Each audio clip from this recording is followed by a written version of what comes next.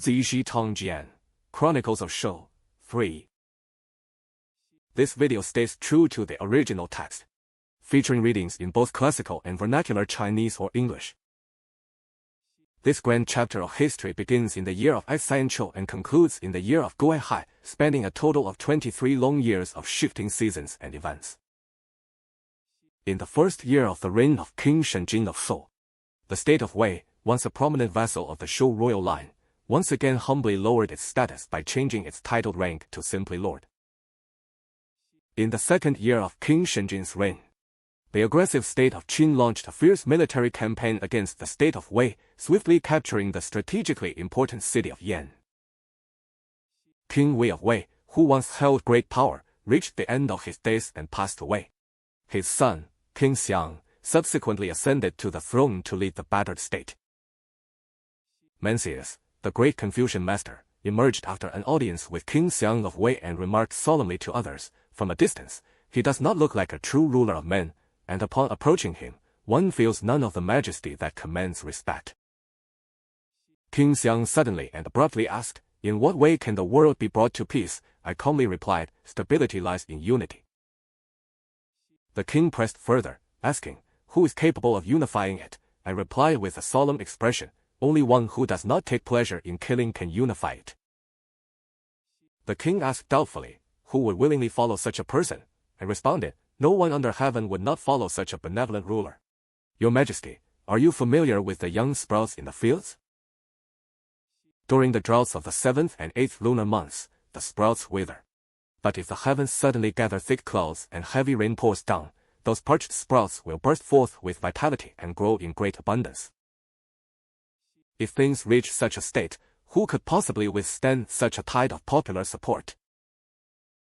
In the third year of King Shenjin, the five great powers Chu, Shao, Wei, Han, and Yan finally joined forces to launch a combined military campaign against Qin, their armies surging toward the strategic Hango Pass like a rising tide. The Qin army resolutely marched out to meet them. Utilizing their fierce combat prowess and the rugged terrain, they routed the coalition, forcing the armies of the five states to flee in total disarray. In that same year, the long understated state of Song could no longer contain its ambitions and began to formally style its ruler as king. In the fourth year of King Shenjin, Qin dealt a devastating blow to the Korean army at Xiuyu, beheading 80,000 soldiers in a bloodbath, and later captured the Korean generals Kuo and Shen Chai at Zuoza. The rulers of the various states trembled with fear at Qin's brutality and might. Meanwhile, a high official in the state of Qi, jealous of the favor shown to Su Qin, secretly dispatched an assassin to kill him, ending the life of the legendary diplomat. Zhang Yi exerted all his persuasive power on King Xiang of Wei, saying, "The territory of Wei does not even span 1,000 miles, and your soldiers number no more than 300,000.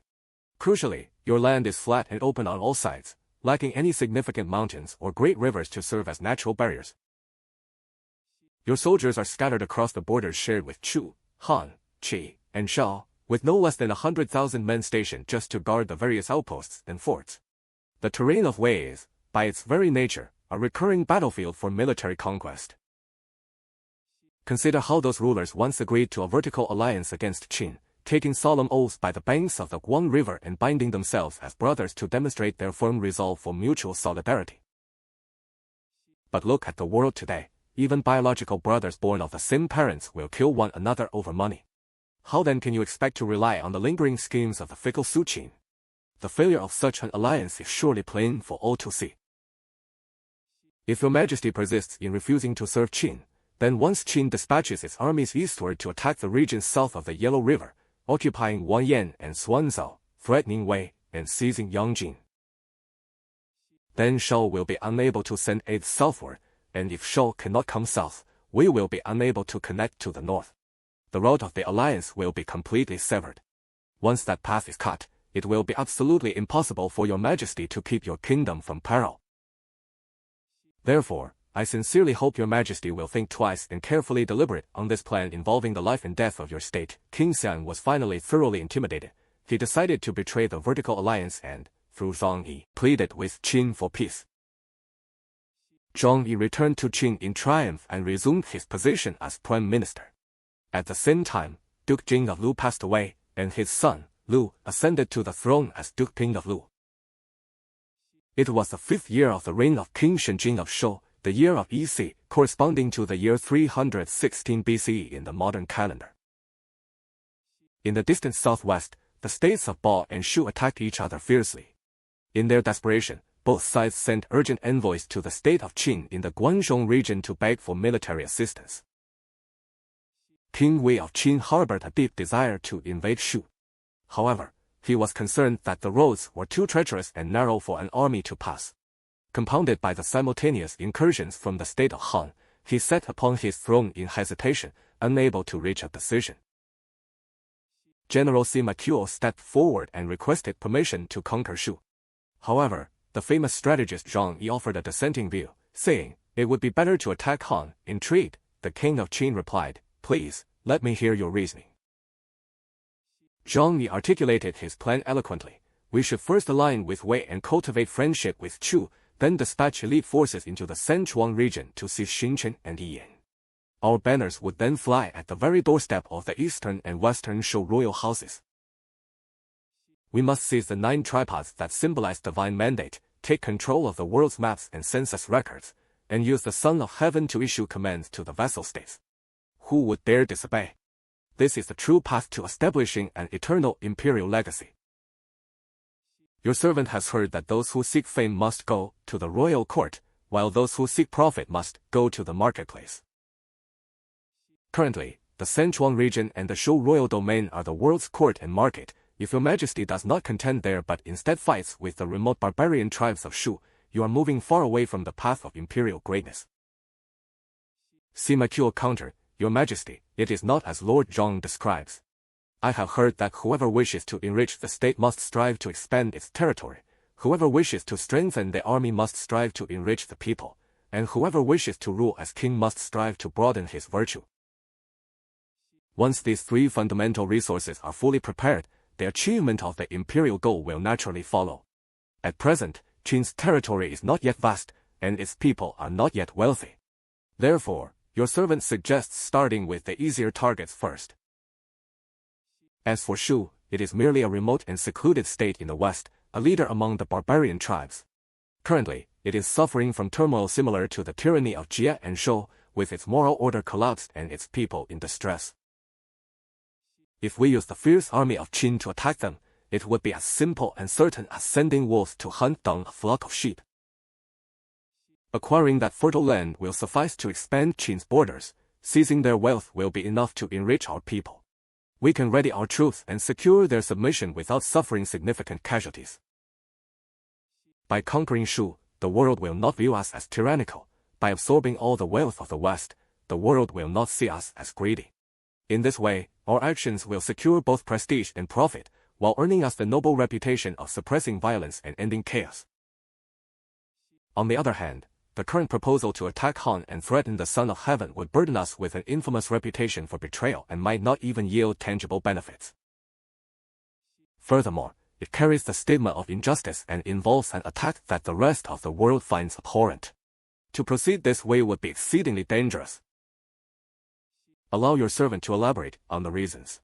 The Zhou royal house is, after all, the nominal suzerain of the world and the ancestral source for all states. Meanwhile, the state of Qi is a steadfast ally of the state of Han. Once the Zhou royal house realizes it is about to lose the 9 tripods, and Han realizes it is about to lose Sichuan, these 2 states will inevitably join forces with desperate resolve.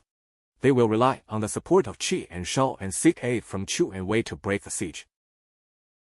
They might even offer the sacred 9 tripods to Chu and cede fertile lands to Wei. By then, your majesty would be utterly unable to prevent such an outcome. This is the crisis I speak of. Therefore, invading Shu is truly the foolproof strategy. King Wei of Qin was ultimately moved by Sima Qiu's impeccable strategy and adopted his advice, resolutely mobilizing his army to invade Shu. Only 10 months later, the Qin army returned in triumph, having completely conquered the territory of Shu. Qin abolished the title of the king of Shu, demoting him to the rank of marquis, and dispatched Chen Huang to serve as the prime minister of Shu to govern the region on their behalf. Since the land of Shu came under the control of Qin, its national strength surged as if on wings. becoming increasingly powerful and wealthy. From then on, Qin held the other feudal lords of the Central Plains in even greater contempt. After Su Qin's assassination, his younger brothers, Su Dai and Su Li, took up his mantle. Leveraging their equally exceptional eloquence, they traveled among the various states as strategists and achieved great renown among the feudal lords. Zizhi, the prime minister of the state of Yan, entered into a marriage alliance with Su Dai. Deep within him, he harbored a grand ambition to seize total and supreme power over the state of Yan. Su Dai returned to Yan after serving as an envoy to the state of Qi. King Kuai of Yan asked him eagerly, "Do you think the king of Qi will truly achieve hegemony?" Su Dai replied decisively, "He absolutely cannot." The king pressed, "And why is that?" Su Dai replied, "Because the king of Qi is naturally suspicious and refuses to trust his ministers wholeheartedly." Upon hearing this, King Kuai, wishing to prove himself a sage ruler, proceeded to entrust all state affairs solely to Zizhi. A man named Lu Mosho said to the king of Yan, "The reason the world unanimously praises the ancient Emperor Yao as virtuous is that he was able to selflessly abdicate the entire world to a person of merit. Now, if your majesty were to abdicate the state of Yan to Zizhi, your prestige would be equal to that of the great Emperor Yao, and your fame would endure for 100 generations." Remarkably, the king of Yan was actually moved by these words and ordered the entire governance of the state to be handed over to Zizhi. From then on, Zizhi's power and influence in Yan became overwhelmingly dominant, surpassed by none. Some remarked behind the scenes, "Long ago, Emperor Yu nominally recommended Boi as his successor to the heavens, yet he allowed the followers of his own son, Qi, to control all levels of government. When he grew old, he publicly declared that Qi was unfit for the responsibility and passed the throne to Boi. Consequently, Qi led his faction to launch a coup against Boi and seized the throne. People everywhere said that while Yu nominally passed the world to Boi, he actually signaled for Qi to seize it for himself. Now, your majesty claims to hand the state over to Zizhi, yet the officials, high and low, are all the crown prince's men. Nominally, power belongs to Zizhi, but in reality, the crown prince is still in control of everything." Stung by these rumors and eager to prove his sincerity, the king of Yan went so far as to reclaim the official seals from all officers aligned with the crown prince. He ordered that every official with a salary of 300 dan or more must report to and obey the commands of Zizhi. From then on, Zizhi sat facing south like a monarch, managing the affairs of the state, while King Kuai of Yan, citing his old age, ceased to involve himself in governance and willingly acted as a subject. Every single affair of the state of Yan was decided solely by Zizhi. In the 6th year of King Shenjing of Zhou, the year of Bingwu, 315 BCE, the Zhou king passed away. His son, Ji Yan, subsequently ascended the throne, beginning the era of King Nan of Zhou.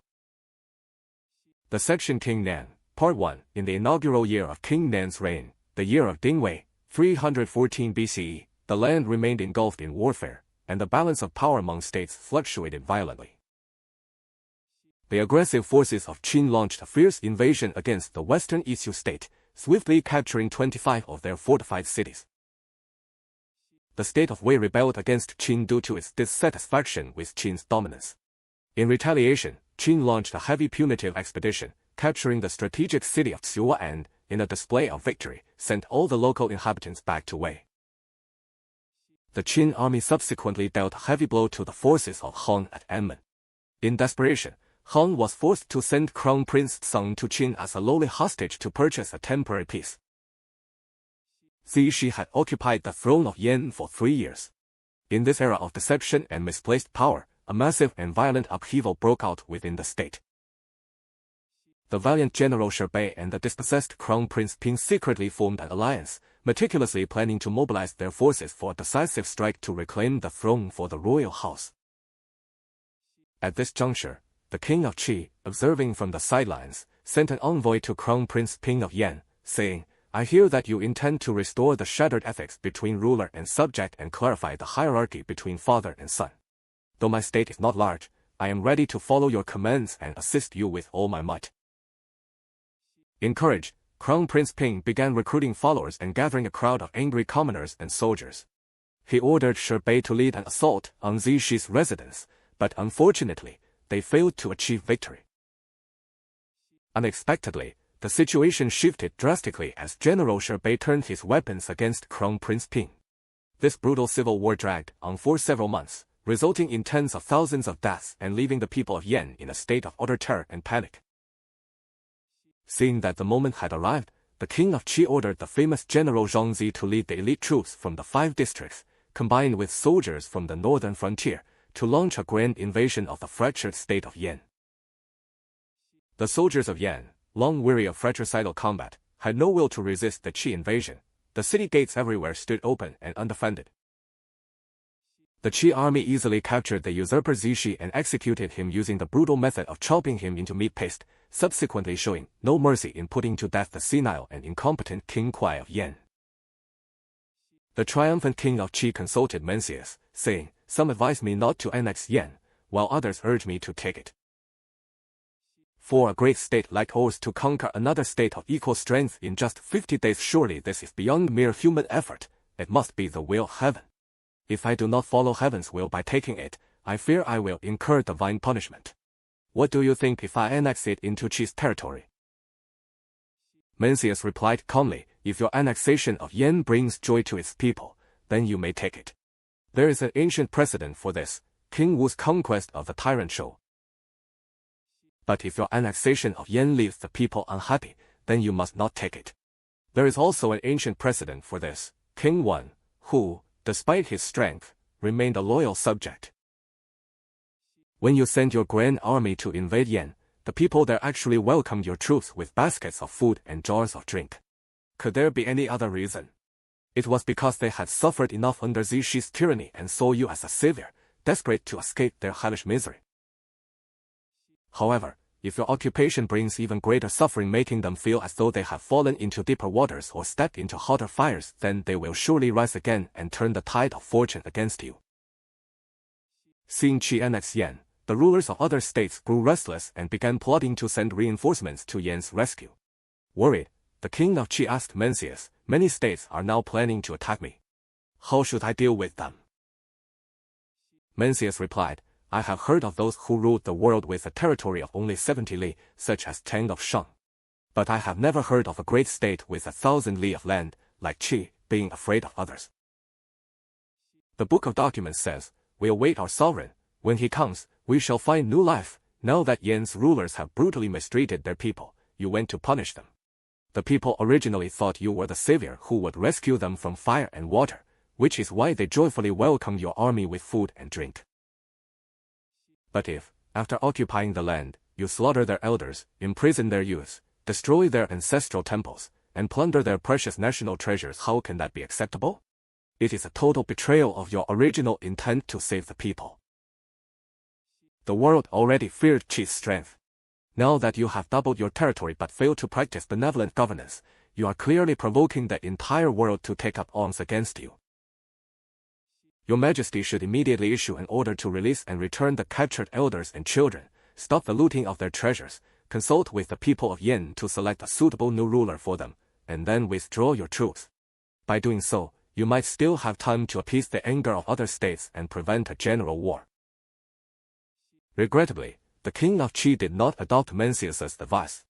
Sure enough, after a short time, large-scale rebellions against Qi rule broke out throughout Yan.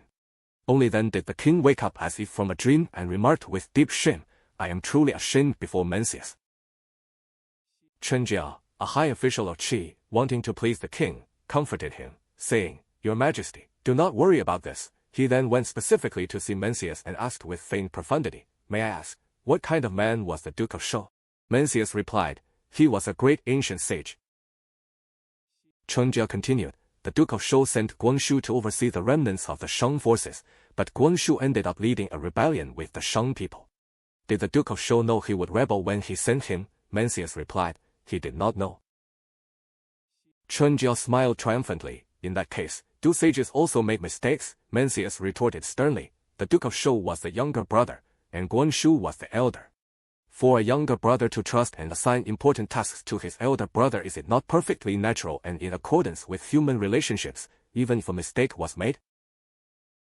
Furthermore, the gentlemen of antiquity would immediately and sincerely correct their mistakes, whereas the gentlemen of today, when they err, only seek ways to cover it up or even persist in their errors.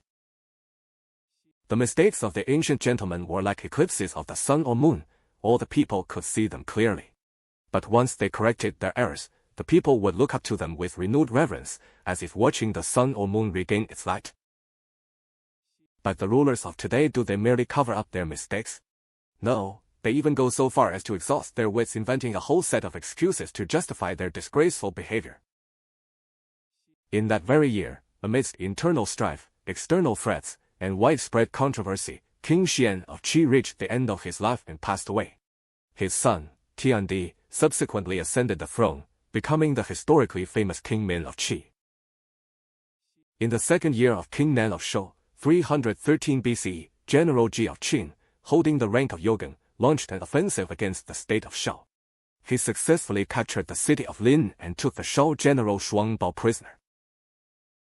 King Huan of Qin intended to attack the state of Qi, but he was concerned about the strong alliance between Qi and Chu. Therefore, he dispatched the diplomat Zhang Yi to Chu to persuade King Wei.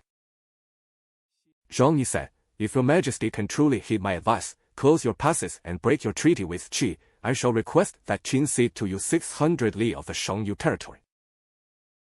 Furthermore, Qin will send daughters to serve your majesty as humble concubines.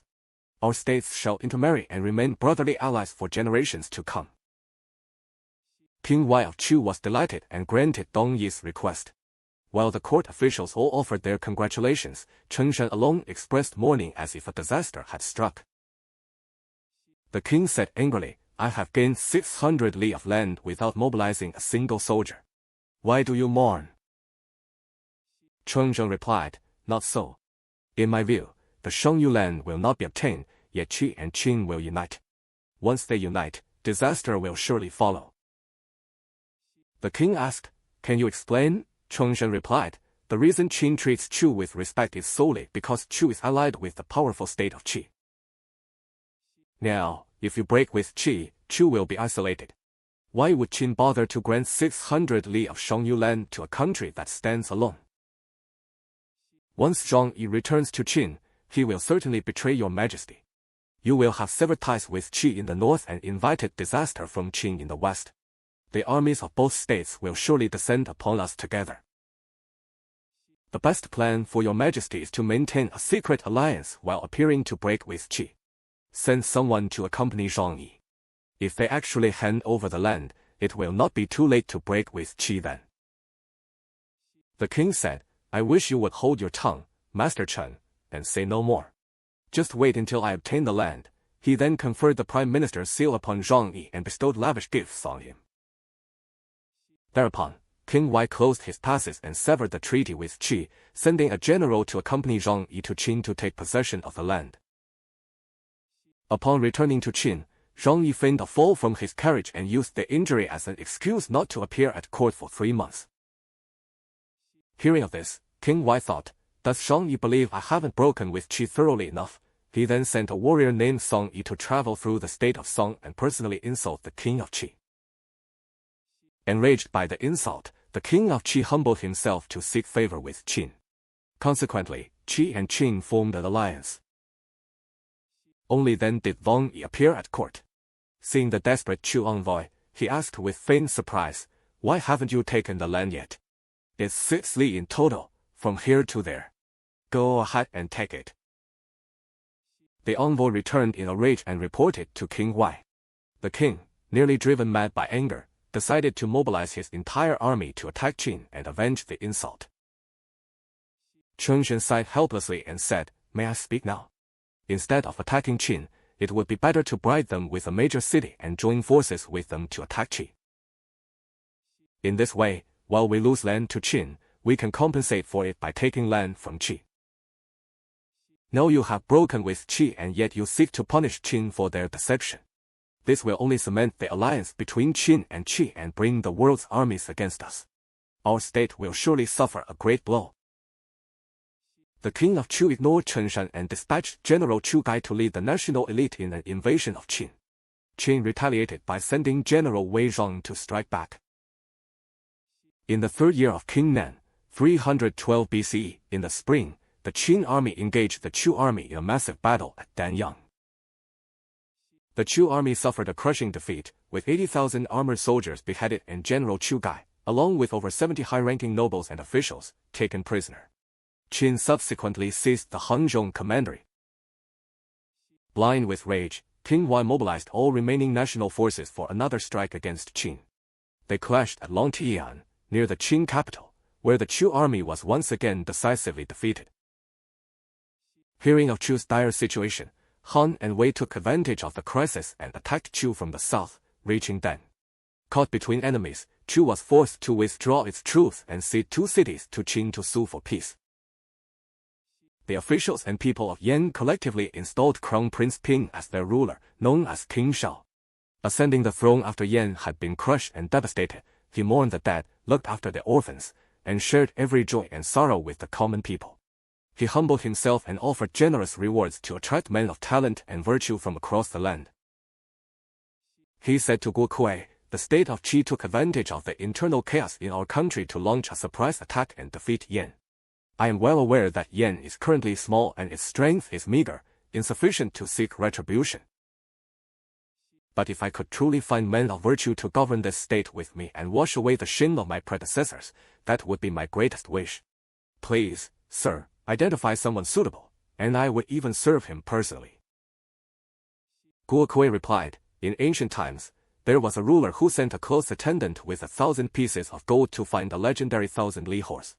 The horse had already died, yet the attendant bought its head for 500 pieces of gold and returned. The ruler was furious, but the attendant said, if you are willing to pay so much for a dead horse, how much more would you pay for a live one? The news will spread, and the horses will come. In less than a year, 3,000-li horses arrived. If your majesty truly wishes to attract men of talent, start with me, Guo Kui. If even someone like me is treated with such honor, would those who are far more capable than I consider 1,000-li too far to come? Thereupon, King Shao built a new palace for Guo Kui and served him as his teacher. As a result, men of talent vied with one another to flock to Yan. Yui came from the state of Wei, and Zhu Xian came from the state of Shao. King Shao appointed Yui as vice minister and entrusted him with the administration of the state. King Xian Wei of Han passed away, and his son Song ascended the throne, becoming King Xiang. In the 4th year of King Nan, 311 BCE, the prime minister of Shu murdered the Marquis of Shu. King Wei of Qin sent an envoy to King Wei of Chu, requesting to exchange the lands outside Wuguan for the territory of Qianshong. King Wei replied, I have no desire to exchange land. I only wish to get hold of Shangyi, and then I will offer the Qianshong territory freely. When Shangyi heard of this, he requested to go. The king of Qin said, the king of Chu is bent on venting his fury upon you. How can you go? Zhangyi said, Qin is strong while Chu is weak.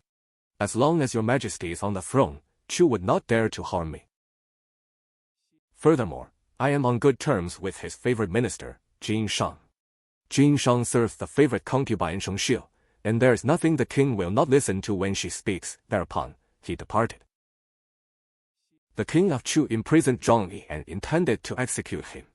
Jin Shang said to Sheng Xiu, the king of Qin is very fond of Shangyi and will offer 6 counties in Shangyong and beautiful women to ransom him. The king values land and fears Qin. Those Qin women will surely be honored, and you, my lady, will be cast aside. Thereupon, Sheng Xiu wept day and night before the king of Chu, saying, an official merely serves his own master. If you kill Wang Yi now, Qin will surely be enraged.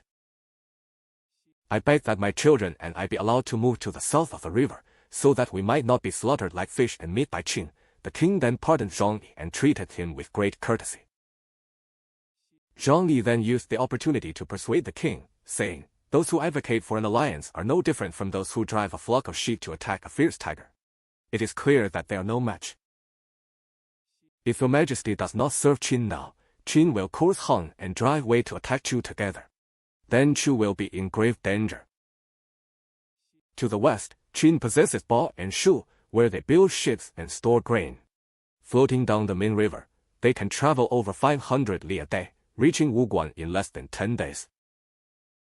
Once Wuguan is alarmed, the cities to the east of the border will all be forced into defensive positions, and Qianzhong and Wujiwen will no longer be yours. If Qin dispatches its armored troops through Wuguan, then your northern territories will be cut off. When Qin's troops attack Chu, the crisis will occur within 3 months, but Chu's wait for help from other feudal lords will take more than half a year. To wait for help from weak states while forgetting the peril of powerful Qin, this is what I am deeply concerned about for your majesty.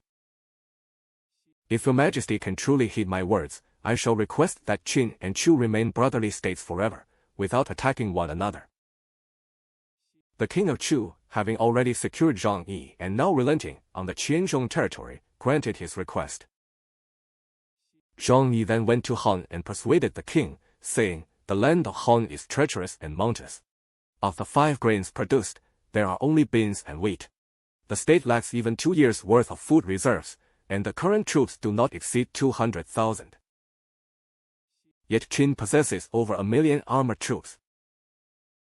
While the soldiers of the east go into battle clad in armor and helmets, the men of Qin cast aside their armor and charge the enemy bare-chested, carrying severed heads in their left hands and dragging captives in their right. To employ warriors like Men Ban and Wu Wu to attack a defiant weak state is no different from dropping a weight of 1,000 Jun onto a bird's egg. There is absolutely no chance of survival. If your majesty does not serve Qin, Qin will send its troops to occupy Yan and block Qinggao, and your kingdom will be split asunder. By then, the palaces of Hongtai and the gardens of Senlin will no longer be yours to enjoy. The best plan for your majesty is to serve Qin and join in the attack on Chu, thereby diverting disaster and pleasing Qin. No plan is more advantageous than this. The king of Han then gave his consent. Zhangyi returned to the state of Qin to report his success. King Huan was greatly pleased and granted him 6 cities as fiefs, bestowing upon him the prestigious title of Lord Wuxin. The king of Qin again dispatched Zhangyi eastward to persuade the king of Qi. Zhangyi said, "Those strategists who advocate for the vertical alliance tell your majesty that Qi is shielded by the 3 Jin states to the west, has vast lands, a large population, a powerful army, and brave warriors. Thus, even 100 Qins could do nothing against Qi. Your majesty considers their words wise, but fails to account for the actual reality of the current situation. Now the situation has shifted. Qin and Chu have become brotherly states through intermarriage. Han has ceded Yan, Wei has delivered the Huai region, and the king of Shao has personally visited the Qin court, ceding Hejian to serve Qin. If your majesty does not serve Qin, Qin will drive the armies of Han and Wei to attack Qi's southern borders, while mobilizing all of Shao's forces to cross the Qin River and strike Wuguan. By then, Linzi and Jimao will no longer belong to you. Once your kingdom is attacked, even if you then desired to serve Qin, the opportunity would be gone." Terrified, the king of Qi acceded to Zhongyi's demands. Zhongyi left Qi and traveled west to persuade the king of Shao. He said, "Your majesty once gathered and led the states of the world to repel Qin, so that Qin's troops dared not step out of Hengou Pass for 15 years. Your majesty's prestige once swept across the regions east of the mountains. Our humble state lived in fear, constantly repairing armor, sharpening weapons, and laboring in the fields to store grain. We lived in anxious dread, not daring to stir, fearing only that your majesty might take offense and punish us. But now the situation has reversed. By the power of our king, we have seized Ba and Shu, annexed Hanzhong, encompassed both Shou royal houses, and secured the ferry at Beima. Although Qin is remote and secluded, it has harbored resentment and anger in its heart for a very long time. Now, although Qin only has worn armor and weary troops stationed at Mianqi, they desire to cross the Yellow River, leap over the Rong River, occupy Fangwo, and gather beneath your walls at Hangdan. They wish to engage you in battle on a Jiazi day, repeating the historical overthrow of King Shou of Yin. Therefore, my king has respectfully sent me as his envoy to inform your council beforehand. The current situation is this: Chu and Qin have become brotherly states. Han and Wei have declared themselves vassals on Qin's eastern border, and Qi has ceded its rich coastal lands to appease Qin. This is equivalent to severing Shao's right shoulder. If one attempts to fight with a severed right shoulder, having lost all allies and standing alone, can one truly hope to remain out of peril? Now Qin has dispatched 3 generals. One army has blocked the Wudou Pass and instructed Qi to cross the Qing River and station itself east of Handan. A second army is stationed at Qinggao, driving the forces of Han and Wei together at Huai. A third is at Mianqi. We have agreed with these 4 nations to launch a joint attack on Shao, and once Shao is subdued, its lands will surely be carved up into 4 parts. In my humble opinion, the best course for your majesty is to meet with the king of Qin in person to forge an alliance and remain brotherly states forever. Terrified, the king of Shao also agreed. Zhang Yi then traveled north to the state of Yan and said to the king of Yan, the king of Shao has already visited the Qin court and seated Hejian to serve Qin. If your majesty does not serve Qin, Qin will send its elite troops to take Yingzhong and Jiuyuan, and then drive Shao's army to attack Yan. By then, the lands of Rishui and the Great Wall will no longer be yours. Furthermore, in the present circumstances, Qi and Shao are to Qin like its own prefectures and counties. They would not dare to recklessly mobilize troops for any military campaign. Now, if your majesty serves Qin, you will permanently eliminate the threats from Qi and Shao. Upon hearing this, the king of Yan hurriedly offered to cede 5 cities at the tail of Changshan to seek peace with Qin. After completing his mission to the 6 states, Zhang Yi set out to report back. Before he reached the capital, Xianying, King Wu of Qin passed away, and his son, King Wu, ascended the throne. Since the time he was crown prince, King Wu had disliked Zhang Yi. Upon his accession, many court officials took the opportunity to slander and criticize Zhang Yi. When the feudal lords heard that there was a rift between Zhang Yi and the king of Qin, they all abandoned the horizontal alliance and returned to the vertical alliance against Qin. This was the 5th year of King Nan of Shou, the year of Xianhai, 310 BC, as history brewed a great storm within these quiet years. The famous strategist Zhang Yi advised the ambitious King Wu of Qin, Your Majesty, I have carefully devised a plan for you. Only when major upheavals occur among the eastern states can you take the opportunity to annex more territory. Zhang Yi continued, I have heard that the king of Qi harbors a deep hatred for me. Whichever state I reside in, Qi will surely launch a military expedition against it. I am willing to take my humble self to the state of Wei. Seeing me there, Qi will certainly invade Wei. Then, the armies of Qi and Wei will be locked in battle, unable to disengage. Your Majesty can then seize the opportunity to strike Han, march into the Sichuan region, take control of the Sun of Heaven, and secure the imperial maps and records. This is the true path to establishing your empire. King Wu agreed with pleasure. The king of Qi indeed launched an attack on Wei, and the king of Wei was terrified. Zhang Yi, however, remained calm and told the king of Wei, Do not worry, Your Majesty. Allow me to make Qi withdraw its troops. He then secretly sent a retainer to Chu, who, posing as a Chu envoy, said to the king of Qi, Your Majesty, you have placed far too much importance on Zhang Yi's standing in Qin. The king of Qi asked in confusion, Why is that? The Chu envoy replied, Zhang Yi's departure from Qin was a prearranged conspiracy with the king of Qin. His goal is to incite war between Qi and Wei so that Qin can seize the prosperous Sichuan region. Now Your Majesty is truly attacking Wei. This is clearly exhausting your own strength at home while striking your allies abroad, using your own sacrifice to prove to the king of Qin how effective Zhang Yi's plan is. Upon hearing this, the king of Qi woke as if from a dream and immediately ordered his troops to return home. Zhang Yi died after serving as prime minister of Wei for 1 year. Both he and Su Qin rose to high positions and immense wealth through the art of political maneuvering among the various states, and everyone in the world vied to envy and imitate them. There was also a man from Wei named Gongsun Yan, known as Xi Shao, who also gained great fame through his eloquence. As for others like Su Dai, Su Li, Shou Zui, and Lu Wan, they were as numerous as stars scattered across the world, all striving to outdo one another with rhetoric and deception, too many to even record. But among them, the reputations of Zhang Yi, Su Qin, and Gongsun Yan were the most prominent. The Mencius comments on this. Someone said, Are Zhang Yi and Gongsun Yan not true men of greatness? When they are angry, the lords tremble with fear. When they live at peace, the fires of war are extinguished throughout the world.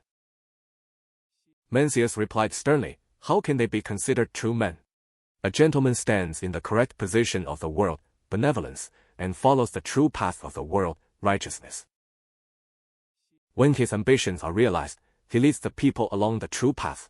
When they are not, he walks his path alone, adhering to his principles. Wealth and honor cannot corrupt his mind, poverty and humble status cannot shake his resolve, and military force cannot bend his will. This is what defines a true man of greatness. Yang Xiong wrote in his Fayan, someone once asked, Zhang Yi and Su Qin studied under Biguzi and mastered the rhetoric of alliances, controlling the affairs of China for over 10 years each. Is that not a great achievement? He replied, they were merely deceivers. Truly virtuous sages detest people of that kind. The questioner asked, Confucius only discussed ideals in books and lectures, while Zhang Yi and Su Qin put them into practice across the land. How do you evaluate that? He replied, it is absurd, like the song of a phoenix paired with the wings of a predatory hawk. The questioner pressed, then did Zigong, the disciple of Confucius, not also travel and persuade? He replied, to see the world in chaos and not resolve it was a shame to Zigong, but to persuade and not gain vast wealth and honor was a shame to Zhang Yi and Su Qin. That is the fundamental difference. Someone said, were Zhang Yi and Su Qin not absolute geniuses? They walked a path never before opened by predecessors. He replied, in the past, there were glib sycophants who even wise emperors found difficult to deal with. That can hardly be called true talent. As for that so-called talent, it is certainly not the kind of talent that we virtuous men pursue or admire. King Wu of Qin dispatched General Gong Mao to execute the rebellious prime minister of Shu, Chen Fuang. The king of Qin and the king of Wei held a summit meeting at Lejin. King Wu Ling of Shao took Wu Guang's daughter, Meng Yao, into his harem. She was deeply favored and became Queen Wei. She bore the king a son named Zhao He. The 6th year of King Nan, 309 BCE. For the first time in history, the state of Qin established the office of prime minister, appointing the royal official Chulizi as the right prime minister. In the 7th year of King Nan of Shou, 308 BC, the rulers of Qin and Wei held a grand diplomatic meeting at the city of Ying. King Wu of Qin dispatched General Gong Mao to negotiate a joint military campaign against Han with Wei, and ordered his confidant Xiang Shou to accompany him as an assistant. Upon arriving in Wei and completing his task, Gong Mao sent Xiang Shou back first with a message for the king. Wei has agreed to our terms, yet I now hope your majesty will refrain from the attack. Perplexed by the message, King Wu personally met Gong Mao at Shirong to ask him the reason behind his sudden change of heart. Gong Mao replied, Yiyan is a great county in name, but its strength and strategic value are that of a province. Now your majesty intends to cross numerous barriers and travel 1,000 li to attack it. The difficulty is immense.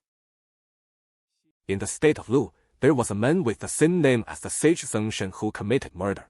Someone told Zeng Shen's mother, but she continued her weaving as if nothing had happened, disbelieving the news.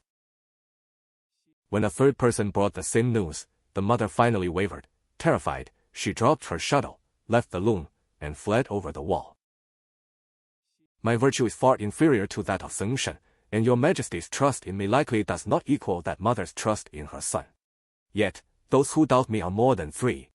I truly fear that your majesty might eventually drop the shuttle like that mother did. In the past, Marquis Wang of Wei ordered General Yu Yang to attack Zhongshan. It took 3 long years to conquer it. When Yu Yang returned to discuss his merits, the Marquis simply showed him a chest filled with letters of slander against him. Yu Yang was stunned and prostrated himself twice, saying, This victory is not my merit, but the result of your lordship's unwavering support and strength. At present, I am but a sojourner serving in Qin. Ministers like Chulizi and Gong Sanshi will surely use their ties with Han to criticize me, and your majesty will likely listen. Consequently, your majesty will be seen as deceiving the king of Wei, and I will be the target of Gong Rongqi's resentment. King Wu declared, I shall not listen to such talk. I wish to make a solemn oath with you. Thus, they made a covenant at Shirong. That autumn, Gong Mao and Chang Feng led their armies to invade Ying. In the 8th year of King Nan, 307 BC, Gong Mao led the Qin forces against Ying. Despite 5 months of siege, the city remained unconquered. As expected, Chulizi and Gong Sanshi began their slanders. Unable to withstand the pressure, King Wu summoned Gong Mao back, intending to cease the campaign and withdraw the troops. Gong Mao refused to retreat, responding simply, "The covenant of Shirong remains." Reawakened, King Wu exclaimed, "Indeed, so it does." He then ordered a full-scale mobilization of national forces to support Gong Mao. Bolstered by reinforcements, the Qin army beheaded 60,000 enemy soldiers and finally captured Yin. Gongrong Qiao Hong hurriedly entered Qin to offer apologies and sue for peace. King Wu of Qin had a lifelong obsession with tests of strength. As a result, men of immense power like Ren Bai, Wu Wo, and Meng Shuo were all promoted to high-ranking government offices based solely on their physical might. In the 8th month, King Wu vied with Meng Shuo to lift a massive ritual tripod. The immense weight crushed his shin and ruptured his vessels, leading to his death. Subsequently, Meng Shuo's entire clan was executed. Since King Wu died young without an heir, his half-brother Yingji, who was then a hostage in Yan, was brought back and installed by the people as the new ruler. He became the historically renowned King Zhouxiang. King Zhouxiang's mother was Mi Baozi, a native of Chu. She was none other than the formidable Queen Dowager Xian, who would later wield immense power at court. King Wulin of Shao campaigned north to seize the lands of Zhongshan, reaching Fengzi before proceeding to Dai. He traveled as far north as the distant frontiers and as far west as the Yellow River, eventually ascending the summit of Mount Huanhua. King Wulin consulted with the official Fei, planning to introduce nomadic dress and mounted archery to the people. He remarked, "The foolish will only laugh, but the wise will perceive the profound necessity of it. Even if the whole world gathers to laugh at me, as long as I can secure the lands of the nomads and Zongshan, I will do it." Thereupon, he adopted nomadic attire. The people of Shao were universally resistant to this change. Prince Qin, the king's uncle, led the opposition by feigning illness and refusing to attend court as a silent protest. King Wulin sent an envoy to Prince Chung with a message, "In the home, one listens to elders, in the state, one obeys the sovereign. Now I have issued the decree to change our attire, yet you, my royal uncle, do not comply. I fear the whole world will criticize and ridicule us for this. Governing a state has its laws, and benefiting the people is the core. Conducting politics has its principles, and the execution of orders is paramount. Broadening virtue may begin with the commoners, but implementing policy must first secure the trust of the nobility. Therefore, I truly hope to rely on your noble sense of righteousness to complete this great undertaking of the Hu attire." Prince Chung prostrated himself twice and replied sincerely, "I have heard that the central states are where the sages impart their teachings, where ritual and music are practiced, where distant peoples look for guidance, and where barbarians find their models to emulate. Now your majesty intends to discard these noble traditions and adopt the dress of remote savages. This changes the ways of the ancients and defies the will of your people. I beg your majesty to reconsider this deeply." The messenger returned and reported this. Seeing the situation, King Wulin decided to visit Prince Chung personally. He said, "Our state of Shao is bordered by powerful Qi and troublesome Zhongshan to the east, by Yan and the fierce Donghu to the north, and by Lufan, Qin, and Han to the west. If we lack the capability of mounted archery today, how can we defend our borders? In the past, Zhongshan relied on the might of Qi to ravage our lands, take our people captive, and even divert water to submerge our city of Hao. Were it not for the divine protection of our ancestors and the state altars, Hao would have almost certainly fallen. My late father took this as a supreme humiliation until the end of his days. Therefore, I decided to change our dress and practice mounted archery to prepare for threats from every direction and avenge the wrongs committed by Zhongshan. Yet you, my uncle, cling to the customs of the central states. You detest the name of changing clothes but forget the humiliation of the siege at Hao. This is not what I expected from you." Prince Chung was finally persuaded and submitted to the order. King Wulin then presented him with a set of nomadic attire. The very next day, the prince appeared at court dressed in the new garb. From that point on, the decree for nomadic dress was officially issued, and recruitment for mounted archery began in earnest. It was the 9th year of the reign of King Nan of Shou, the year of Yimao, 306 BC. King Shao of Qin dispatched Xiang Shou to stabilize and pacify Yan, while sending Chu Lizhi and Gong Mao to lead a military campaign against the state of Wei. After assessing the situation, Gong Mao advised the king to return the city of Wusui to the state of Han to gain a diplomatic advantage. Xiang Shou and Gong Sanshi vigorously opposed the move but failed to sway the king. Consequently, they harbored deep resentment and began to spread slanders against Gong Mao. Fearing for his life, Gong Mao abruptly ceased his campaign against Puban in Wei and fled. Chu Lizhi then negotiated peace with Wei and withdrew his forces, while Gong Mao sought refuge in the state of Qi. King Wuling of Shao displayed his formidable power by seizing territories from Zongshan as far as Ningxia, and sweeping west through nomadic lands to Yuzhong. The king of the Linhu people, intimidated by Zhao's might, offered horses as tribute. Upon returning, King Wuling initiated a diplomatic strategy, sending Lu Wan to Qin, Chou Yi to Han, Wang Ben to Chu, Fu Ding to Wei, and Zhao Ju to Qi. Zhao Gu, the chancellor stationed in Dai, took charge of the surrendered nomadic tribes and successfully recruited their elite cavalry into the Shao military. The king of Chu sought a diplomatic breakthrough by once again forming a vertical alliance with Qi and Han against Qin. In the 10th year of King Nan, 305 BCE, a comet appeared in the sky. King Wuling of Shao launched a massive invasion of Zhongshan, successfully seizing strategic strongholds like Danqiu, Shuangyang, and the Hong Pass, followed by the capture of key towns such as Hao, Shi, Fonglong, and Dongruan. Cornered, the ruler of Zongshan was forced to cede 4 cities to Shao and humbly request a ceasefire for peace. Queen Dowager Xian of Qin had a half-brother by a different father named Wei Ran, known as the Marquis of Ren, and a half-brother by the same father named Mi Rong, known as Lord Woyang. King Shao of Qin also had 2 brothers born of the same mother, who were titled Lord Jieling and Lord Jinyang. Among these kinsmen, Wei Ran was the most capable. He had held important positions and managed state affairs since the reigns of King Hui and King Wu. When King Wu died suddenly, his brothers fought fiercely for the throne. Only Wei Ran, with his superior influence and cunning, was able to overcome opposition and install King Shao, who was then a hostage in Yan. Upon King Shao's accession, he immediately appointed Wei Ran as a general to lead the garrison protecting the capital, Ziying. In that same year, Xu Changwang, along with several high officials and royal princes, plotted a rebellion. Wei Ran acted preemptively, striking with overwhelming force to execute them all. Even Queen Dowager Huan met an unnatural death, while the widow of King Wu was expelled back to her home state of Wei. As for King Shao's brothers who were non-compliant, Wei Ran exterminated every one of them. Because King Shao was young, Queen Dowager Xian took personal control of state affairs.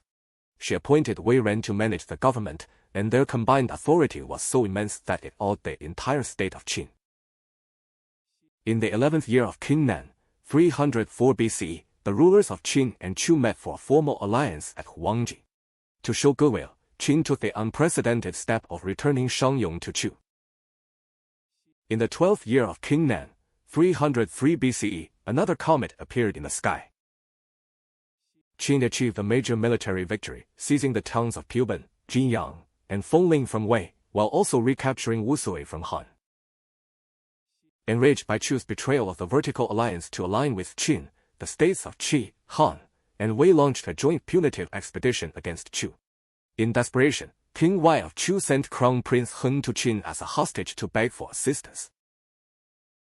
The Qin official Tang led an army south to rescue Chu. Upon seeing Qin's intervention, the forces of the 3 allied states withdrew, knowing they were outmatched. Time moved to the 13th year of King Nan, the year of Jiwei, 302 BCE. King Shao of Qin, King Xiang of Wei, and Prince Ying of Han held a summit at Linjing, after which the Han prince visited the Qin capital, Ziying. Qin then returned Puban to Wei as a gesture of magnanimity. A Qin official had a private physical altercation with Crown Prince Heng of Chu, who was then a hostage in Qin. The prince killed the official and, fearing retaliation, fled back to Chu in secret. In the 14th year of King Nan, 301 BCE, a total solar eclipse occurred. The Qin army launched a strike and easily seized the territory of Ren from the state of Han. Ning Hui, a noble in Shu, openly rebelled against Qin. King Shao dispatched the veteran general Sima Qiu to suppress the uprising and execute Ning Hui. Xu Changhuan of Qin united the forces of Han, Wei, and Qi to launch a massive coalition invasion of Chu. They crushed the Chu army at Zhongjiu, killed the renowned general Tang Mei, and subsequently occupied the city.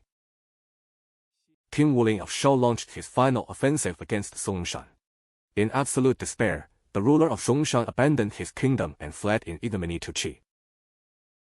History turned to the 15th year of King Nan, the year of Xinu, 300 BCE.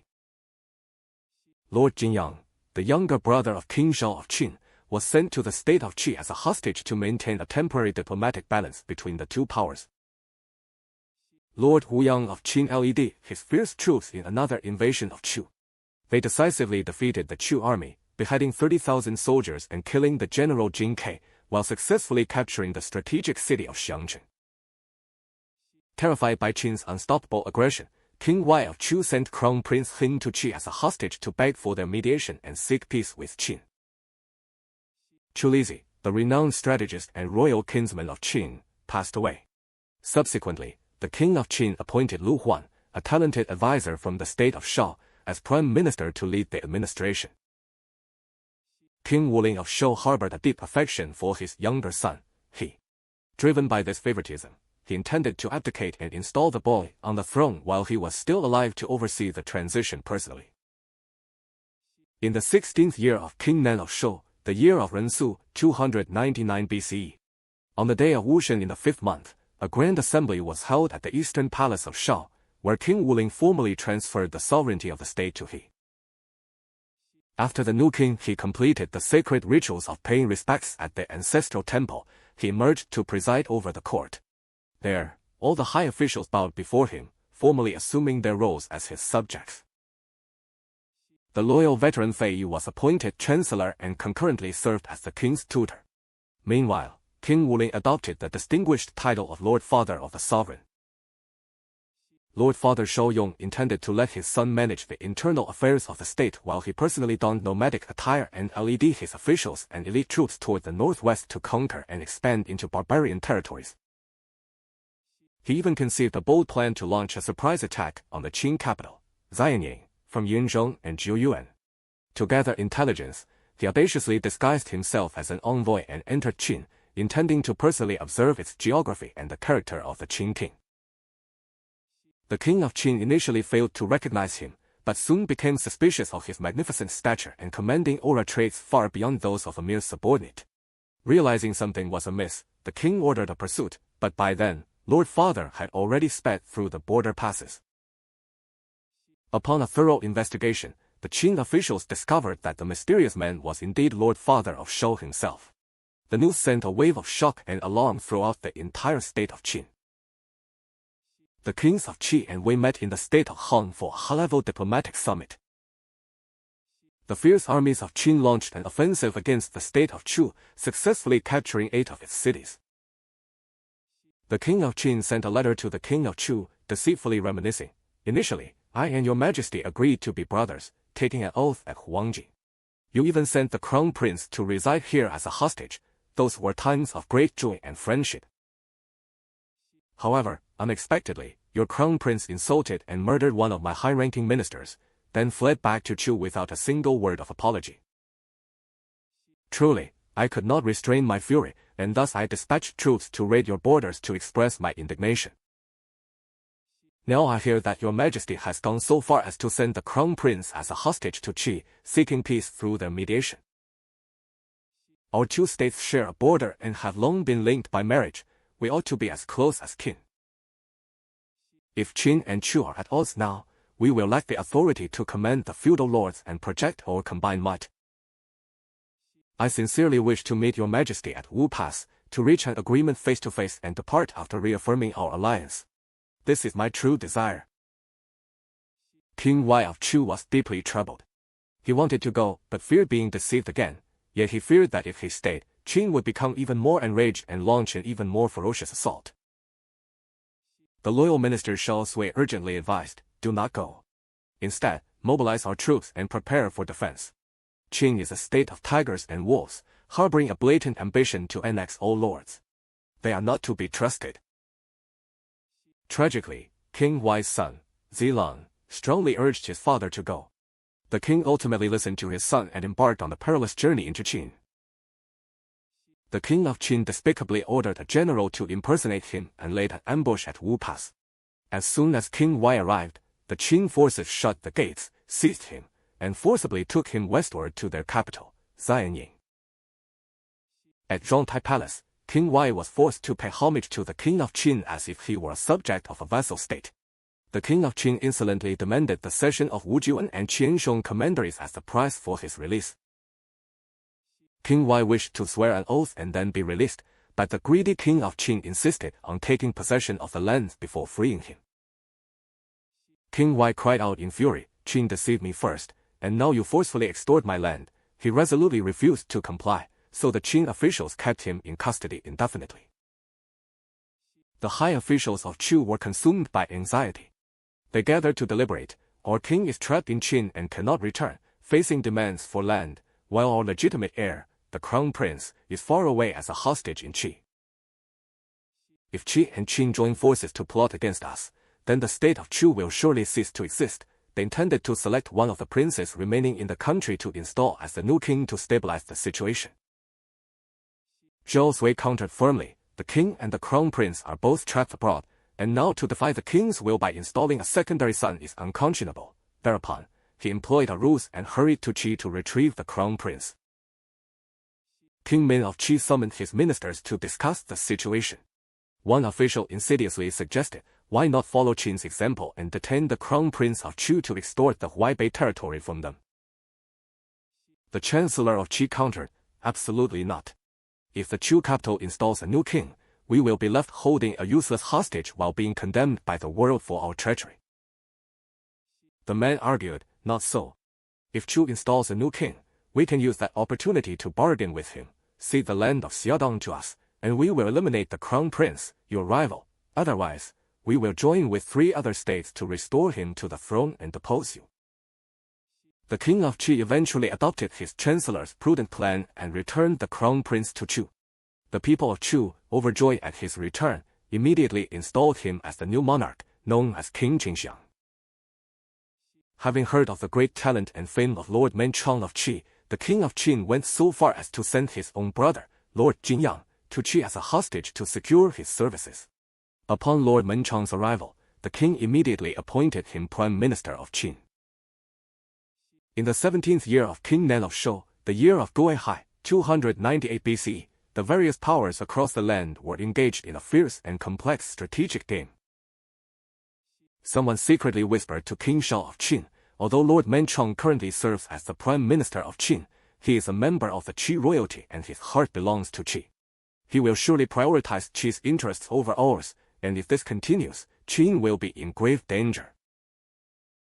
The king of Qin, heeding the slander, immediately dismissed Lord Menchong and appointed Lu Wan as the new prime minister. He then ordered the imprisonment of Lord Menchong and even contemplated executing him. The imprisoned Lord Menchong hurriedly sent a retainer to seek help from the king's favorite concubine. She proposed a steep condition, "I wish to have your peerless white fox fur coat." Lord Menchong did indeed own such a coat, but he had already presented it to the king of Qin as a grand gift upon his arrival, leaving him with nothing to satisfy the concubine's request. Among the retainers was a man skilled in dog-style thievery, who could slip through narrow openings. He crept into the king's royal treasury at night and stealthily retrieved the white fox fur coat to give to the concubine. Delighted with the coat, the concubine persuaded the king, who subsequently released Lord Menchong.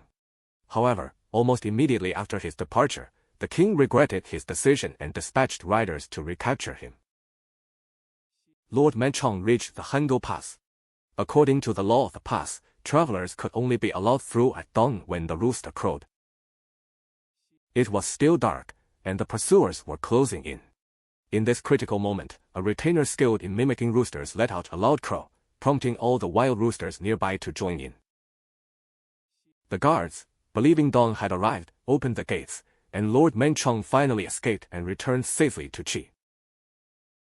An envoy from Chu boldly informed Qin, "Thanks to the protection of the spirits of our land and grain, our state now has a new king."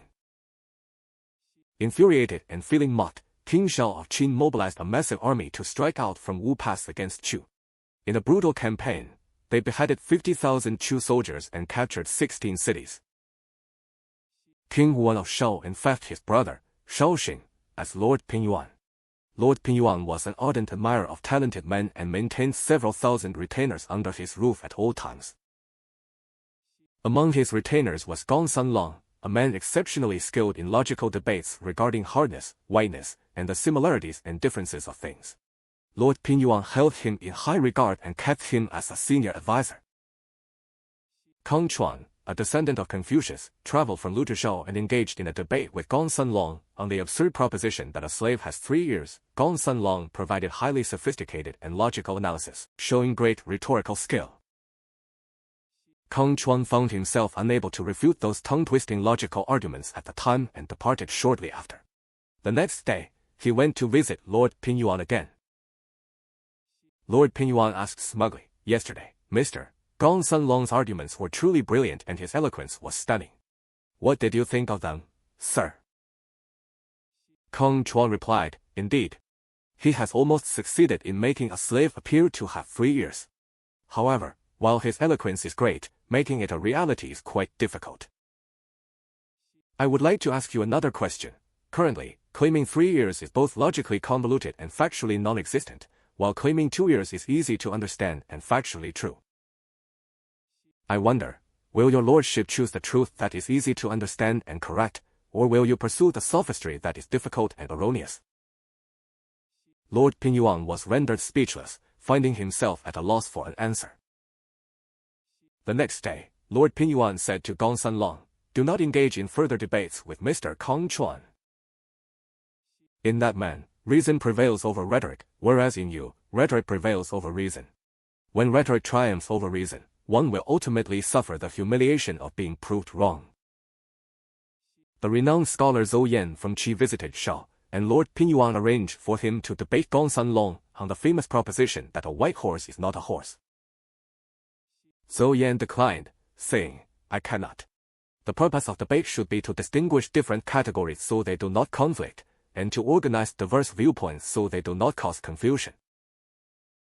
It is meant to express intent, communicate purpose, and clarify one's meaning so that others may share in the knowledge, rather than striving to confuse each other. Thus, the winner does not lose the truth he upholds, and the loser gains the knowledge he sought. If conducted in this manner, debate is meaningful and worthy of pursuit.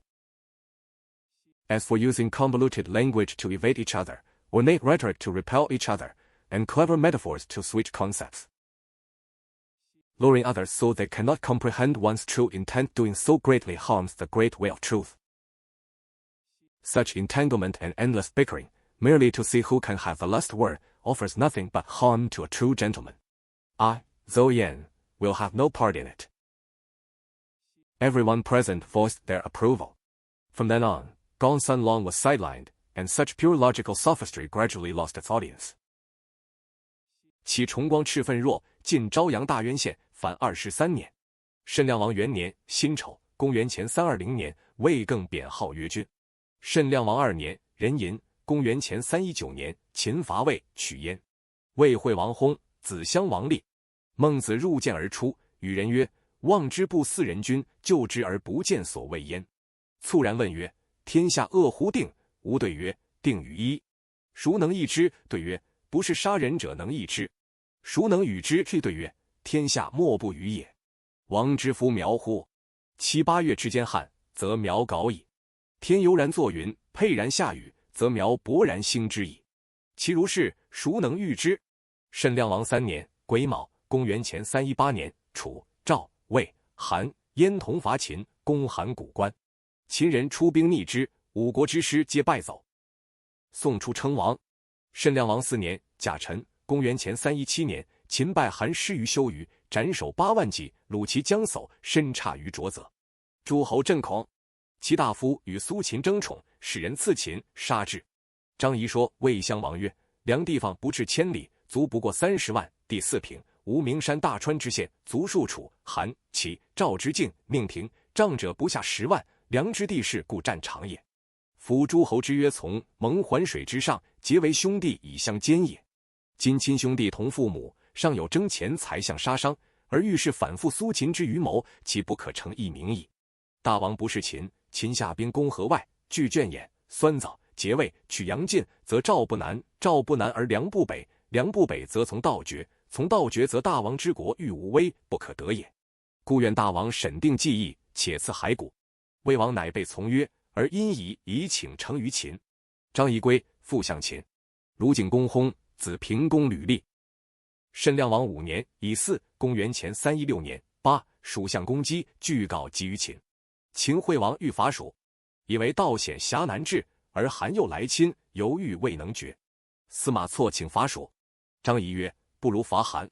王曰：请闻其说。仪曰：亲魏、善楚，下兵3川，攻新城、宜阳，以临2州之交，据9鼎，按图籍，挟天子以令于天下，天下莫敢不听，此王业也。臣闻争名者于朝，争利者于市。今3川、周氏，天下之朝是也，而王不争焉，故争于戎宅，取王业远矣。司马错曰：不然，臣闻之，欲富国者务广其地，欲强兵者务富其民，欲王者务博其德，3子者备而王随之矣。今王地小民贫，故臣愿先从事于义。夫蜀西僻之国，而戎宅之长也。有桀、纣之乱，以秦攻之，譬如使豺狼逐群羊。得其地足以广国，取其财足以富民，善兵不伤众而彼以服焉。拔一国而天下不以为暴，历尽西海而天下不以为贪，是我一举而名实富也，而又有尽暴止乱之名。今攻韩，劫天子，恶名也，而未必利也，又有不义之名，而攻天下所不欲，危矣。臣请论其故。周，天下之宗室也，其韩之与国也。周自之师9鼎，韩自之王3川，将2国并立合谋，以因乎齐、赵而求解乎楚、魏。以鼎于楚，以地与魏，王弗能止也。此臣之所谓危也。不如伐蜀完。王从错计，起兵伐蜀。10月去之，贬蜀王，更号为侯，而使陈庄相蜀。蜀继属秦，秦以义强，复后轻诸侯。苏秦既死，秦帝代，立以游说显于诸侯。燕相子之与苏代婚，欲得燕权。苏代始于齐而还，燕王快问曰：齐王其霸乎？对曰：不能。王曰：何故？对曰：不信其臣。于是燕王专任子之。陆毛受谓燕王曰：人之谓尧贤者，以其能让天下也。今王以国让子之，是王与尧同名也。燕王因属国于子之，子之大众。或曰：与见义而以启人为例，及老而以启为不足任天下，传之于义。其与交党公义，夺之，天下未与民传天下于义，而时令启自取之。今王言属国于子之而立，无非太子人者，是明属子之而实太子用事也。王因收印绶，自310例以上而孝之子之。子之难面行王事，而快老，不听政，故为臣，国事皆绝。于子之。申亮王6年丙午，公元前315年，王崩，子赧王延立。赧王上，赧王元年丁未，公元前314年，秦人侵义渠，得25城。魏人叛秦，秦人伐魏，取渠沃而归其人。又拜韩于暗门，韩太子仓入质于秦以和。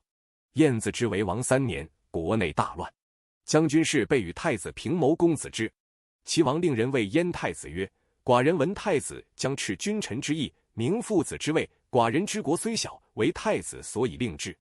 太子因要党聚众，使士备公子之，不克。士备反攻太子，构难数月，死者数万人，百姓通恐。齐王令张子将5都之兵，因北地之众以伐燕。燕士卒不战，城门不闭。齐人取子之，害之，遂杀燕王哙。齐王问孟子曰：或谓寡人误取燕，或谓寡人取之。以万乘之国伐万乘之国，5旬而举之，人力不至于此，不取，必有天殃。取之何如？孟子对曰：取之而燕民悦有取之，古之人有行之者，武王是也；取之而燕民不悦，则勿取，古之人有行之者，文王是也。以万乘之国伐万乘之国，单似胡将以迎王师，其有他哉？避水火也，如水亦深，如火亦热，亦运而已矣。诸侯将谋救焉。齐王谓孟子曰：诸侯多谋伐寡人者，何以待之？对曰：臣闻70里为正于天下者，汤氏也；未闻以千里为仁者也。书曰：昔我后来其苏，今燕灭其民，往往而争之，民以为将整己于水火之中也，单似胡将以迎王师。若杀其父兄，系累其子弟，毁其宗庙，欠其重器，如之何其可也？天下故畏其之强也，今又背得而不行仁政，是动天下之兵也。王素出令反其茂尼，止其重器，谋与燕众，治军而后去之，则有可及止也。齐王不听，疑而燕人叛。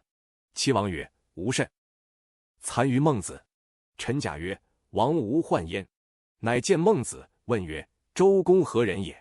曰：古圣人也。臣甲曰：周公使管叔兼商，管叔以商叛也。周公知其将叛而使之与？曰：不知也。臣甲曰：然则圣人亦有过与？曰：周公弟也，管叔兄也，周公之过不亦宜乎？且古之君子，过则改之；今之君子，过则顺之。古之君子，其过也如日月之时，民皆见之；及其耕也，民皆养之。今之君子，岂图顺之，又从为之辞？是岁，齐宣王薨，子闵王帝立。南王2年，戊申，公元前313年，秦又更急伐赵。拔练，虏齐将庄豹。秦王欲伐齐，患齐，楚之从亲，乃使张仪至楚，说楚王曰：大王诚能听臣，闭关绝约于齐。臣请献商於之地600里，使秦女得为大王箕帚之妾。秦、楚娶妇嫁女，长为兄弟之国。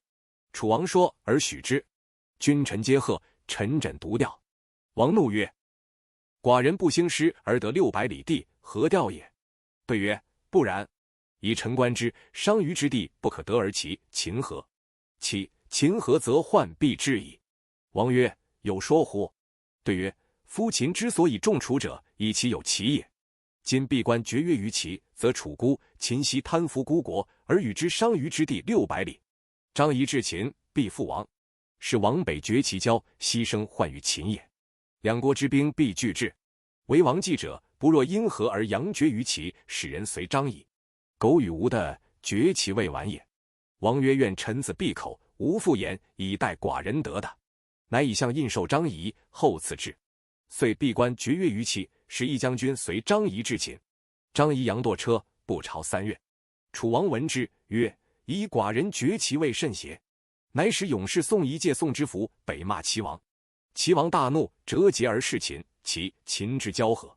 张仪乃朝，见楚使者曰：子何不受的？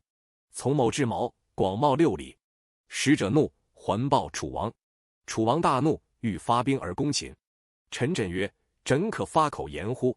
攻之不如阴路以益名都，与之并兵而攻齐，是我王地于秦，取长于齐也。今王以绝于齐而择期于秦，是无合秦、齐之交而来天下之兵也，国必大伤矣。初，王不听，使屈盖率师伐秦。秦亦发兵，使庶长张击之。南王3年，己酉，公元前312年春，秦师及楚战于丹阳，楚师大败，斩甲士8万，虏屈盖及列侯，直归70余人，遂取汉中郡。楚王西发国内兵以复袭秦，战于蓝田，楚师大败。韩、魏闻楚之困，南袭楚，至邓。楚人闻之，乃引兵归，割2城以请平于秦。燕人共立太子平，是为昭王。昭王于破燕之后即位，吊死问孤，与百姓同甘苦，卑身厚币以招贤者。魏郭伟曰：其因孤之国乱而袭破燕，孤及之燕小力少，不足以报。然诚得贤士与共国，以雪先王之耻，孤之怨也。先生是可者，得申视之。郭伟曰：古之人君有以1000金使捐人求千里马者，马已死，买其首500金而返。君大怒，捐人曰：死马且买之，况生者乎？马今至矣，不积年，1000里之马至者3。今王必欲治事，先从为始。况贤于为者，其远千里哉？于是昭王为改助公而失事之。于是事争去焉。乐毅自魏王，巨心自赵王。昭王以乐，亦为亚卿，任以国政。韩宣惠王薨，子襄王仓立。南王4年，庚戌，公元前311年，属相杀属后。秦惠王使人告楚怀王，请以5官之外议前中地。楚王曰：不愿议地，愿得张仪而献前中地。张仪闻之，请行。王曰：楚将甘心于子，奈何行？张仪曰：秦强楚弱，大王在，楚不宜敢取臣。且臣善其避臣进上，进上得士性激正秀，秀之言，王无不听者。遂王。楚王求，将杀之。晋上谓郑袖曰：秦王甚爱张仪，将以上庸6县及美女赎之。王重的尊秦，秦女必贵而夫人斥矣。于是郑袖日夜泣于楚王曰：臣各为其主耳。今杀张仪，秦必大怒。妾景子母拒迁江南，无为秦所鱼肉也。王乃赦张仪而后礼之。张仪因说楚王曰：夫为从者，无以异于驱群羊而攻猛虎，不革名矣。今王不是秦，秦结韩驱梁而攻楚，则楚危。一，秦西有巴、蜀，至船击粟，扶岷江而下，一日行500余里，不至10日而据汉关。汉关经，则从境以东晋城守矣。黔中乌郡非王之有。秦举甲出5关，则北地绝。秦兵之攻楚也，危难在3月之内，而楚待诸侯之救在半岁之外。夫待弱国之救，望强秦之祸，此臣所为大王患也。大王诚能听臣，请令秦、楚常为兄弟之国，无相攻伐。楚王以得张仪而重出黔中地，乃许之。张仪遂之韩，说韩王曰：韩地险恶山居，五谷所生，非书而卖。国无2岁之时，建卒不过20万。秦备甲100余万。山东之士备甲蒙胄而会战，秦人捐甲图西以驱敌，左切人头，右胁生虏。伏战孟奔，乌获之士以攻不服之弱国，无一垂千军之众于鸟卵之上，必无幸矣。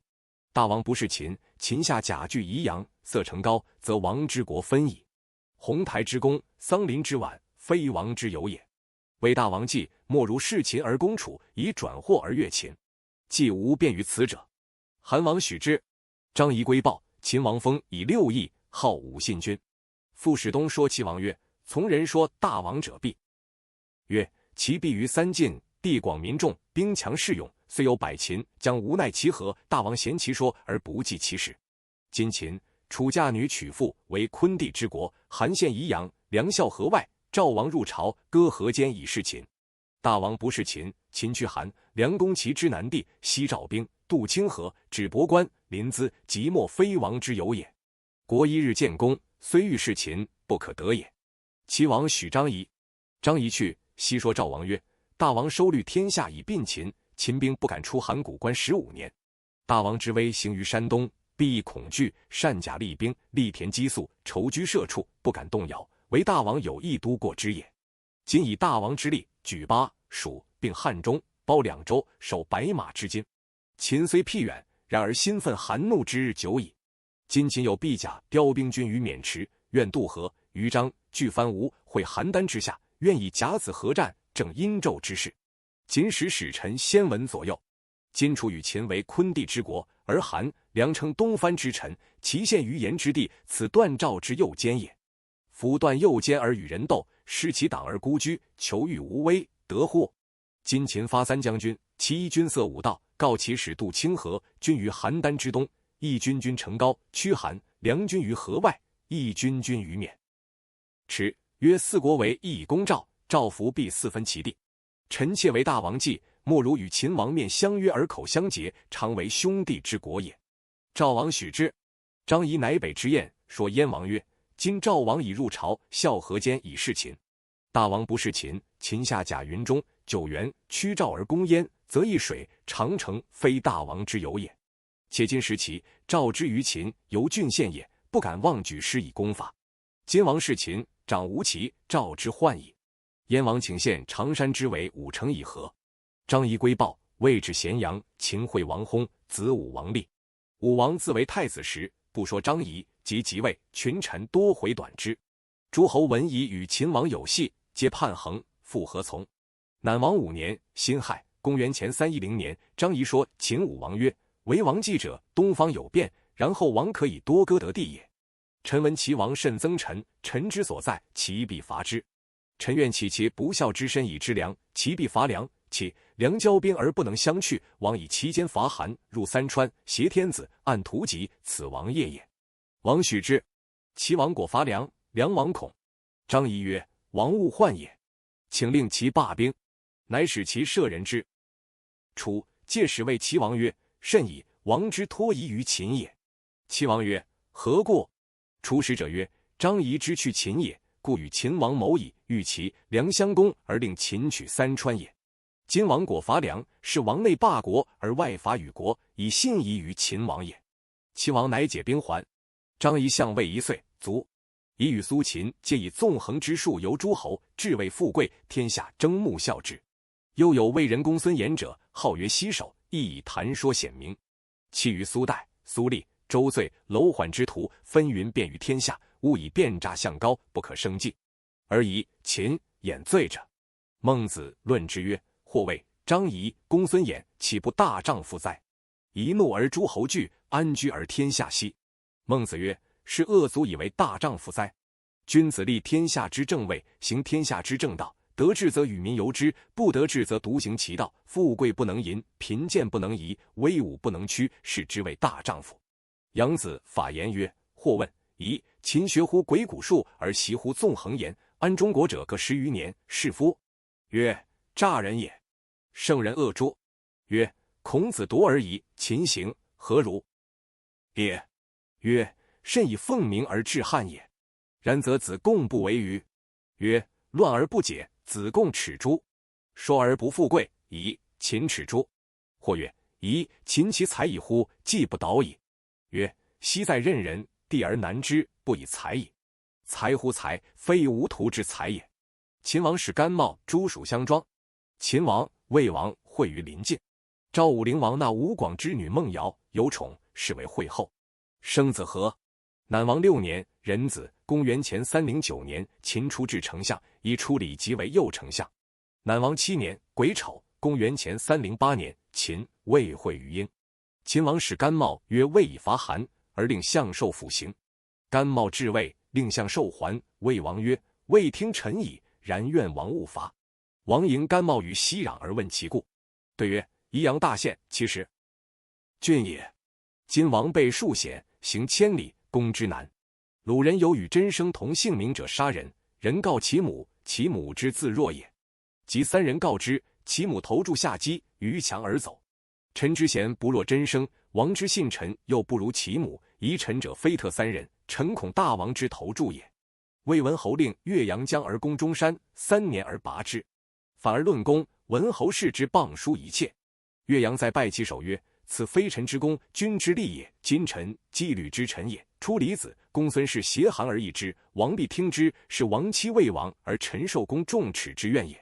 王曰：寡人弗听也，请与子盟。乃盟于西壤。秋，甘茂、长风率师伐宜阳。南王8年，甲寅，公元前307年，甘茂攻宜阳，5月而不拔。出李子，公孙氏果争之。秦王召甘茂，欲罢兵。甘茂曰：西壤在彼。王曰：有之。因大西起兵以佐甘茂，斩首6万，遂拔宜阳。韩公重耻入谢于秦，以请平。秦武王好以利系，立誓任笔，巫惑、孟说皆至大官。8月，王与孟说举鼎，绝脉而薨，卒孟说。武王无子，一母弟继为至于燕。国人逆而立之，是为昭襄王。昭襄王母米8子，处女也，时宣太后。赵武灵王北掠中山之地，置房子，遂之代，北至无穷，西至河，登黄华之上。与肥一谋胡服骑射，以教百姓，曰：愚者所笑，贤者察焉。虽趋势以笑我，胡地、中山无必有之。遂胡服，国人皆不欲，公子成称疾不朝。王使人请之曰：家听于亲，国听于君。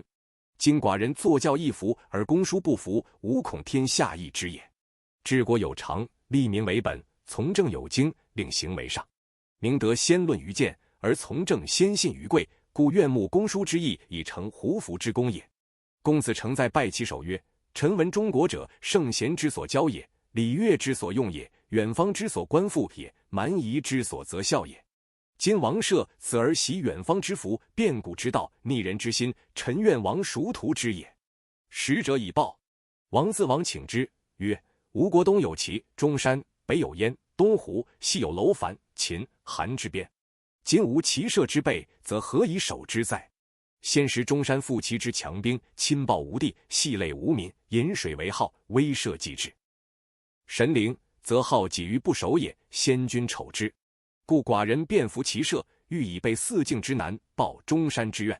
而书顺中国之俗，恶便服之名，以忘好事之丑，非寡人之所望也。公子诚听命，乃赐胡服，明日服而朝。于是使出胡服令，而招其设宴。南王9年乙卯，公元前306年，秦昭王使相受平宜阳，而使出李子甘茂伐魏。甘茂言于王，以5岁复归之函。相受、公孙氏争之，不能得，由此怨谗甘茂。茂惧，辍伐魏蒲坂，王去。楚李子与魏蒋而罢兵。甘茂奔齐。赵王掠中山地，至宁家，西掠胡地，至于中。临胡王献马，归，使楼缓之秦，仇夜之韩，王奔之楚，傅丁之魏，赵绝之齐。代相赵顾主胡，至齐兵。楚王与齐、韩合从。南王10年丙辰，公元前305年，会兴建。赵王伐中山，取丹丘、爽阳、红之色，又取号、石邑、丰隆、东原。中山县4邑以和。秦宣太后义父弟曰穰侯魏冉，同父弟曰华阳君米荣，王之同母弟曰高陵君、荆阳君。魏冉最贤，字惠王，武王时任职用事。武王薨，诸弟争立，唯魏冉立能立昭王。昭王即位，以冉为将军，为咸阳。是岁，庶长壮及大臣，诸公子谋作乱，魏冉诛之。及惠文后，皆不得良死。到武王后，出归于魏。王兄弟不善者，魏冉皆灭之。王少，宣太后自治事，任魏冉为政，威震秦国。南王11年丁巳，公元前304年，秦王、楚王盟于黄棘。秦复与楚上庸。南王12年戊午，公元前303年，会兴建。秦取魏蒲坂、晋阳、丰陵，又取韩5岁。齐、韩、魏以楚复齐从亲，合兵伐楚。楚王使太子恒为至于秦而请救。秦克卿通将兵救楚，三国引兵去。南王13年即位，公元前302年，秦王、魏王、韩太子应会于临晋，韩太子至咸阳而归。秦复与魏蒲坂。秦大夫有司与楚太子斗者，太子杀之，王归。南王14年庚申，公元前301年，日有食之，祭。秦人取韩穰。蜀宁回叛秦，秦司马错往诛之。秦数常唤会韩、魏，齐兵伐楚，败其师于仲丘，杀其将堂妹，遂取仲丘。赵王伐中山，中山军奔齐。南王15年辛酉，公元前300年，秦荆阳军为至于齐。秦华阳军伐楚，大破楚师，斩首3万，杀其将景缺，取楚相城。楚王恐，使太子为至于齐以请平。秦处理疾卒，以赵人楼缓为丞相。赵武灵王爱少子和，欲及其生而立之。南王16年壬戌，公元前299年5月戊申，大朝东宫，传国于和。王庙见礼毕，出临朝，大夫悉为臣。肥义为相国，并父王。武灵王自号主父。主父欲使子治国，身胡服，将士大夫西北掠胡地。将自云中9原南袭咸阳，于是诈自为使者入秦，欲以观秦地形及秦王之为人。秦王不知，以而怪其状甚伪，非人臣之度，使人逐之。主父行以托官矣。审问之，乃主父也。秦人大惊。齐王、魏王会于韩。秦人伐楚，取8城。秦王以楚王书曰：使寡人与王约为兄弟，盟于黄棘。太子入至，至欢也。太子陵杀寡人之重臣，不谢而亡去。寡人诚不胜怒，使兵侵君王之边。今闻君王乃令太子至于齐以求平。寡人与楚接近，婚姻相亲。而今秦、楚不欢，则无以令诸侯。寡人愿与君王会武官，面相曰：结盟而去，寡人之愿也。楚王患之，欲往，恐见妻；欲不往，恐秦易怒。昭虽曰：无形而发兵自守耳。秦，虎狼也，有并诸侯之心，不可信也。怀王之子子兰劝王行，王乃入秦。秦王令一将军诈为王，伏兵5关，楚王至则闭关节之，与巨西至咸阳，朝章台，如藩臣礼，要以歌巫黔中郡。楚王欲盟，秦王欲先得地。楚王怒曰：秦诈我，而又强要我以地，因不复许，秦人留之。楚大臣患之，乃相与谋曰：吴王在秦不得还，要以割地，而太子为质于齐。秦合谋，则楚无国矣。欲立王子之在国者。赵遂曰：王与太子俱困于诸侯，而今又被王命而立其庶子，不宜。乃诈附于齐。齐闵王赵群臣谋之，或曰：不若留太子以求楚之淮北。齐相曰：不可。郢中立王，是无暴空志而行，不义于天下也。齐人曰：不然。郢中立王，因与其新王誓曰：与我下东国，无为王杀太子。不然，将与3国共立之，其王族用其相继而归楚太子。楚人立之。秦王闻孟尝君之贤，使荆阳君为质于其以请。孟尝君来入秦，秦王以为丞相。南王17年，癸亥，公元前298年，或谓秦王曰：孟尝君相秦，必先齐而后秦。秦其未在。秦王乃以楼缓为相，求孟尝君，欲杀之。孟尝君使人求解于秦王姓姬，姬曰：愿得君胡白裘。孟尝君有胡白裘，以献之秦王，无以应姬裘。客有善为狗盗者，入秦藏中，盗胡白裘以献姬。姬乃谓之言于王而遣之。王后悔，使追之。孟尝君至官，官法鸡鸣而出客。时尚早，追者将至，客有善为鸡鸣者，也鸡闻之皆鸣。孟尝君乃得脱归。楚人告于秦曰：赖社稷神灵，国有亡矣。秦王怒，发兵出5关击楚，斩首5万，取16城。赵王封其弟，盛为平原君。平原君好事，食客常数千人。有公孙龙者，善为兼白同义之辩，平原君克之。孔川自鲁士赵，与公孙龙论臧3耳，龙甚辩析。子高服应，俄而辞出，明日复见平原君。平原君曰：仇昔公孙之言信辩也，先生以为何如？对曰：然。姬能令臧3耳矣。虽然，实难。仆愿得又问于君：今谓3耳甚难而实非也，谓2耳甚易而实是也。不知君将从易而是者乎？其易从难而非者乎？平原君无以应。明日谓公孙龙曰：公无复与孔子高辩是也。其人礼胜于辞，公辞胜于礼。辞胜于礼，终必受屈。其邹衍过赵，平原君时与公孙龙论白马非马之说。邹子曰：不可。夫辩者，别书类使不相害，序异端使不相乱。书亦通之，明其所谓，使人与之焉，不误相迷也。故胜者不失其所守，不胜者得其所求。若是，故便可为也。及至繁文以相假，誓词以相敦，巧辟以相宜，引人使不得及其意，如此害大道。夫矫纷争言而敬后息，不能无害君子，眼不为也。作皆称善。公孙龙由是遂处。此为播放列表合集系列视频之一，同款电子书。Thanks for watching. See you in the next video. More videos available in the playlist collections. Matching ebook included. If you have any suggestions, feel free to let me know. 谢谢您点赞、订阅、关注，欢迎您的雅正。